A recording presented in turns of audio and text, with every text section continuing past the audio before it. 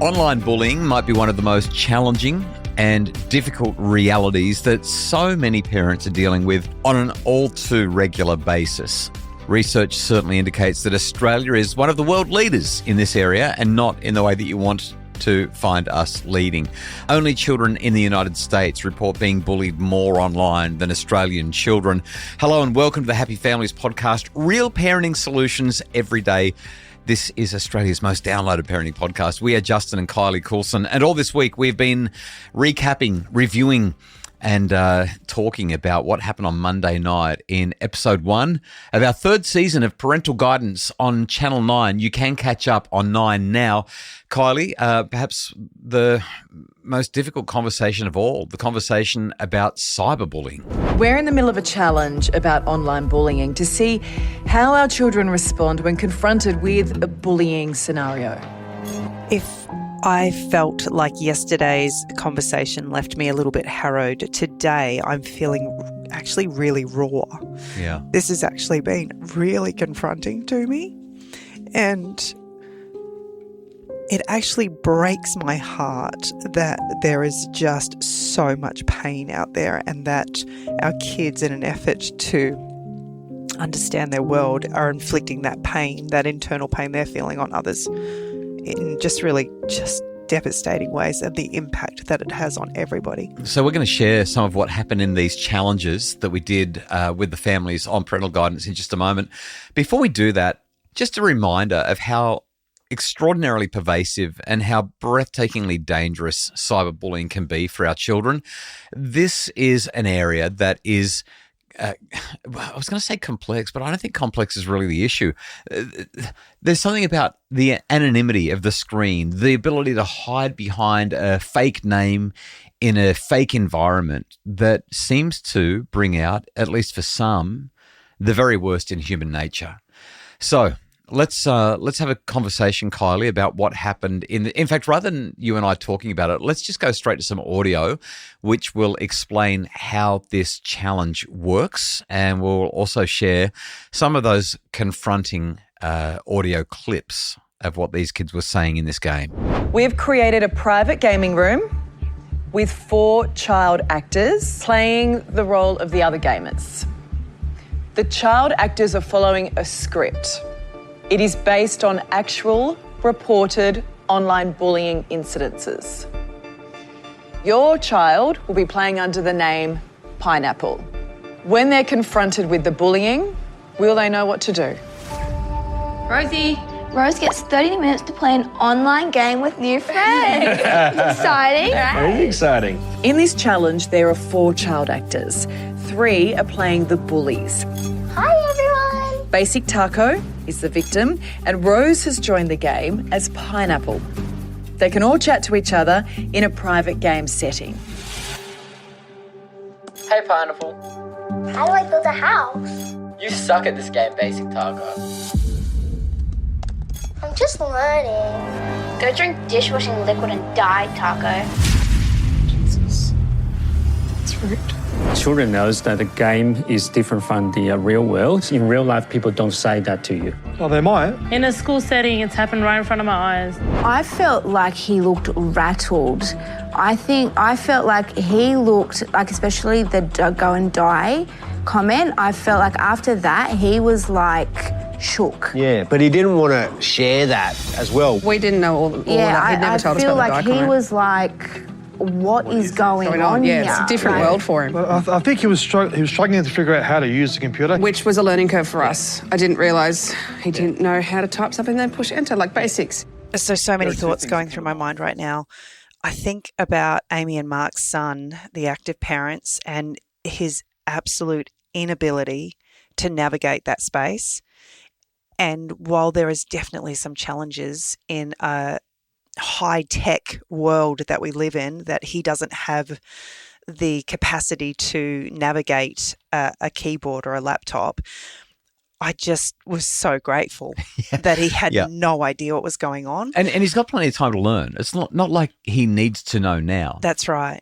But then you've got the other extreme with Tammy and Mark's son, Eddie, who he saw what was going on and he knew that he did not want to be a part of it.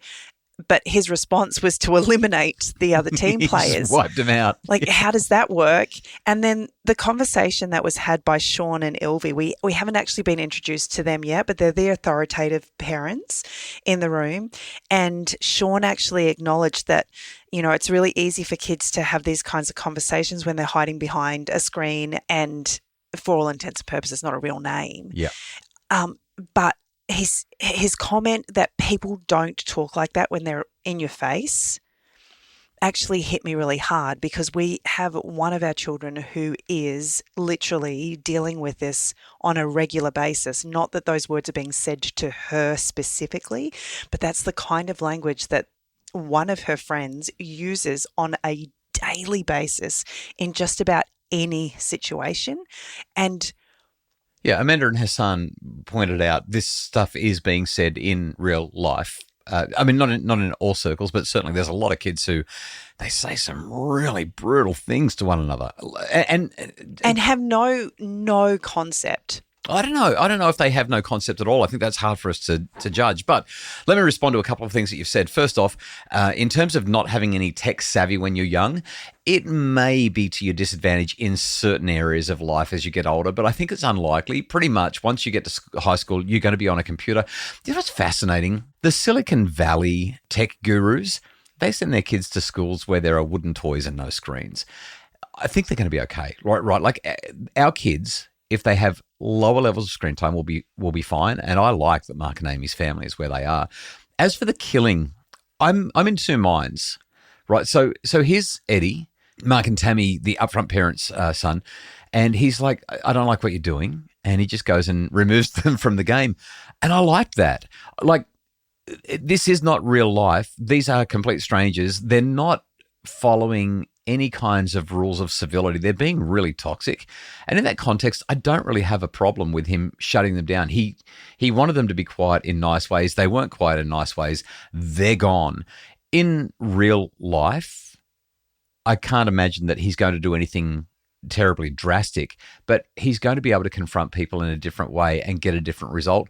I don't think that it's a problem in the online world, and I like the way that they dealt with it, since there was no sense that the bullies were going to back down.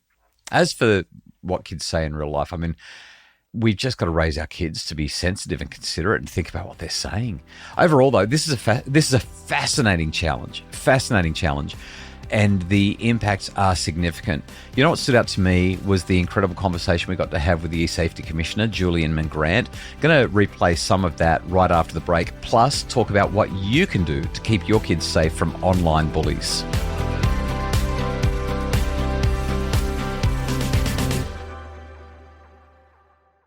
We had a guest on this week's episode, one of the leading experts in the field of everything online. To help us navigate this tough conversation, we have gone all the way to the ultimate Australian authority. Julie Inman Grant is Australia's eSafety Commissioner. Julie is joining us now in the Parent Lounge. How bad can cyberbullying get? Unfortunately, 1 in 5 Australian children will experience cyberbullying. Girls tend to be bullied more than boys. There's an acronym called KYS, Go Kill Yourself. We've been seeing that be used a lot. It's almost always peer-to-peer, so it's tied to conflict that's happening within the school gates. So when schools or principals say, not our problem, even if it's not happening during school hours, it's often within the school community. What can parents do if they know or feel their child is being cyberbullied? Where can they go? You come to eSafety, report a cyberbullying. If it's threatening, intimidating, harassing, or humiliating, we have a 90% success rate in terms of getting that harmful content down. We're all very shocked, and it's absolutely disgusting that teenagers are using that kind of words online. It's absolutely unbelievable. I don't want the kids doing too much online where they can get bullied.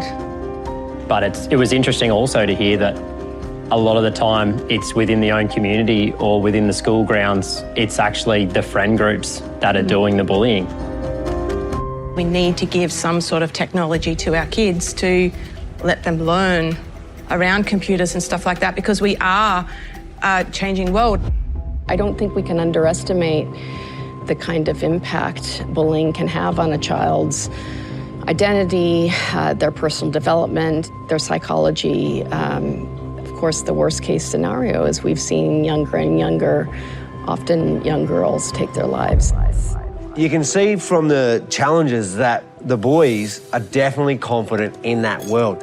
Very skillful management of online bullying, which shows to me that he's very got a lot of experience dealing with that situation. They're spending way too much time on screens. But how? We're on it for 16 hours. When they get older, what else can they do? That type of world is very limited. I would disagree with you. I think that technology opens up a lot of opportunities. You need to be more open-minded to things because otherwise you could then limit yourself and your children. This is such a huge topic. Yeah. I think it'd be great if we could talk about some helps for parents to navigate this space. So, pretty generic response from me because the simple answers and solutions are usually the best. First up, you got to monitor and supervise. Know what your kids are doing. Just know what games they're playing. Know what the parental controls are that have been set up. And be across what's happening in their online worlds. As they get older, that becomes more difficult, but certainly while they're younger, this is not hard at all. I'd say from the age of 15 to 16, it gets tricky, but prior to that, no worries, usually in most homes. My second really strong advice is keep screens in living areas. No screens in bathrooms, no screens in bedrooms. Why? When you talk to people from the Australian Centre to Counter Child Exploitation, the Australian Federal Police, Inman Grant, the eSafety Commissioner, they all say the same thing, and that is that when children are being exploited, it doesn't happen in the living area, it happens in the bedroom and the bathroom. That's where all the photos, that's where all the video is, that's where all the child exploitation material comes from. This is such an easy one. It's such an easy one. Just keep them out of bedrooms and bathrooms. Third one, in her own words, Inman Grant, talk early and talk often. Got to have these conversations. That's why we're doing this on the TV show. Use the block and report button as much as you need to. Use it freely. Teach the children how to block and report. Last two ideas, escalate things if necessary. You can go to the, you can go to the platform, but usually they're not helpful. But you can go to schools, school boards, you can go to the police, you can certainly go to the eSafety Commissioner, esafety.gov.au.